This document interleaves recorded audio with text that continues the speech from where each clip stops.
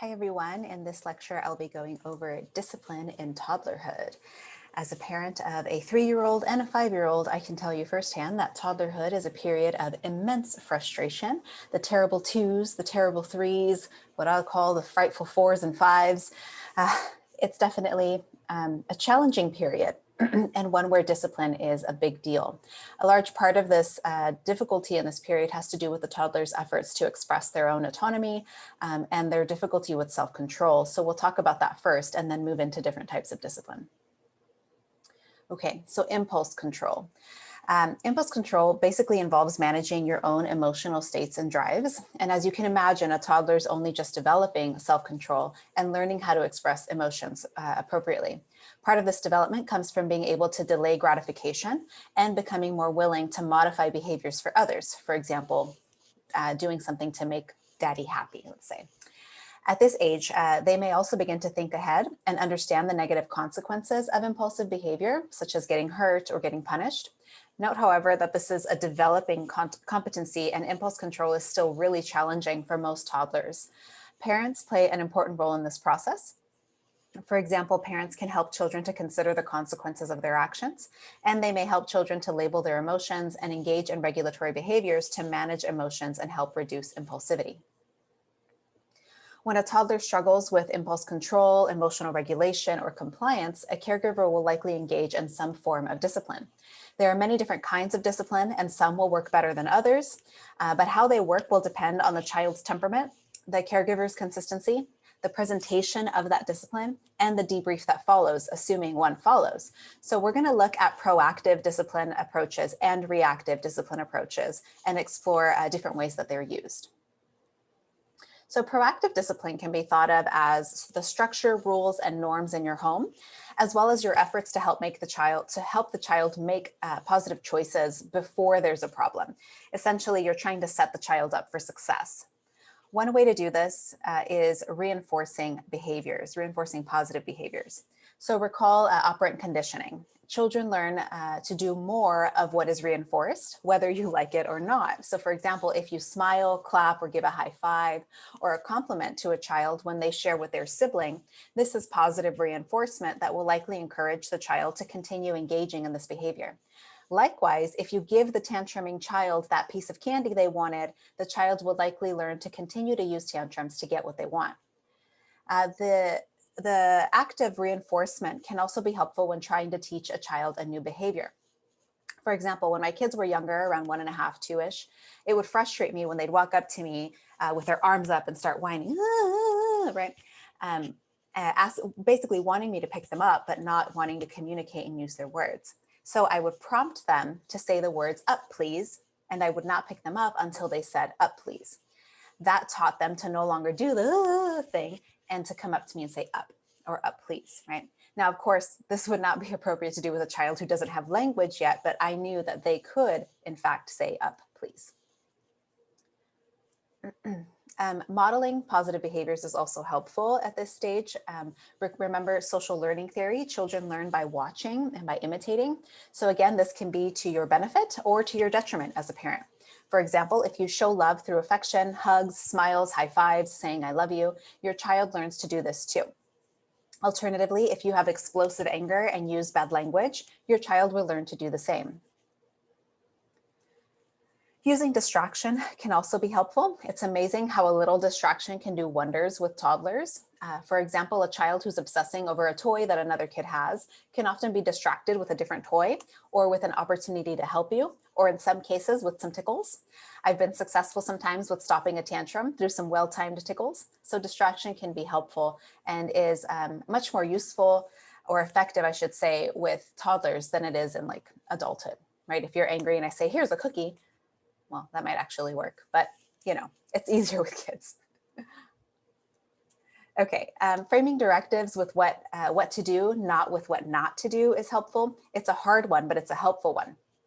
So as parents or as caregivers, we're often really quick to say no to a child or to tell them what not to do. For example, don't throw your food on the ground, right? Especially when we're being a bit more reactive or we're a bit more emotionally activated. While this can be helpful for immediate safety-related concerns, the issue with those directives is that they don't actually tell the child what to do. And then the word no becomes heard so often that the child starts to tune out everything that comes after it. So it stops being effective after a while. So instead, we want to try to encourage caregivers or ourselves to try to frame directives as statements telling the child what to do. For example, let's keep our food on our plates, telling the child exactly what to do, keep the food on the plate. Or let's see if we can eat without making any messes, right? And so these directives remove the no thing, but also give clear instructions for the child. Okay, using warnings and thoughtful transitions. Although it's true that children love to test boundaries, it's also true that sometimes they don't know that what they're doing is wrong or they forget. Also, it's important to know that since they're developing self-control at this stage, transitions may still be helpful for them. And when I mention transitions, I'm talking about like going from one activity to the next, okay? So it's helpful to set them up for success, and warnings can be useful with that. So for example, when a transition is coming up, such as time to get ready for bed, it's helpful to provide reminders or warnings about the transition. You could say something like, we'll be getting ready for bed in 5 minutes. Okay? And then repeating it again at 2 minutes, and then at 1 minute, and then finally saying, all right, it's time to get ready for bed, right? When providing these warnings, it can be helpful to have the child repeat the warning to both reinforce the directive and to make sure the child actually heard it. So you could say something like, it's going to be time for bed in 5 minutes, and then ask the child, what did I just say? And have them repeat it. It's also helpful to try to create a predictable structure for the child. Children, toddlers, they thrive on structure, even though they reject it at first. So if they can get into the habit of having a predictable structure and knowing what to do, this can also help with compliance. And of course, you can reward this compliance, pulling back from the reinforcement piece by praising them, by giving them stickers. Sticker charts are great, or whatever works for your kiddo. Okay, we also want to try to offer choices. So once again, being cognizant of the child's growing desire for autonomy and self-control, offering choices can be really helpful. The key is to make sure that the choices you offer are both things that you want them to do. For example, you can put on your pajamas first or brush your teeth first. Right? Those are both things you want them to do, but you don't particularly care about the order, so that is a choice that they get to make. You could also say, would you like to have carrots or celery with your dinner? As children get older, you can offer possible consequences of each choice as well. For example, you can choose to share your toy and be able to play together, or you can choose not to share and we can put the toy away until tomorrow when you're ready to practice sharing again. Okay. So you have to be a bit creative in coming up with the choices sometimes because you don't want to offer the child a choice you don't want them to do. Like you don't want to say, well, you can do your homework now or tomorrow, if that's not actually an option, right? So, and the infographic here offers some other ideas for offering choices, which is great. Okay, now those were all proactive discipline techniques, things that are done before the child messes up or before the child does a not okay behavior. So now let's look at reactive discipline. So if a toddler is struggling with compliance or has engaged in a negative behavior, reactive discipline is typically what will take place. And there are 3 main categories of reactive discipline. First is power assertion, which involves discipline that takes advantage of the adult's greater power in the parent-child relationship, either through physical size, resource control, or threats of violence. This may include taking away privileges, physically moving a child, timeouts, and physical punishment. Power assertion can be harmful to the child if it's excessive, frequent, and not debriefed. Further, it should occur in the context of an otherwise warm and nurturing parent-child relationship. Otherwise, it can be detrimental. Note that with power assertion, the use of physical punishment can be categorized as child abuse unless it is an open palm spanking on the bottom over clothes that does not leave a mark. Okay, so as clinicians, you need to know that anything outside of that is considered child abuse, regardless of the reasons why it was done. Love withdrawal is another form of reactive discipline, and it involves expressing negative emotions or withdrawing affection and attention. Where this can become detrimental is when it communicates that the caregiver's love is contingent on the toddler's behavior and compliance. Examples of love withdrawal include expressing anger, disappointment, or disapproval, refusing to communicate, or walking away. On the negative side, this can include telling the child that they're bad, giving them the silent treatment, or just withholding love for like a really long time, right? However, love assertion, if done well, can be helpful in some ways. So I said love assertion, excuse me, love withdrawal. So for example, it can help the child to see that their behaviors have consequences, and it can model emotional regulation if it's framed correctly. And that's the important piece.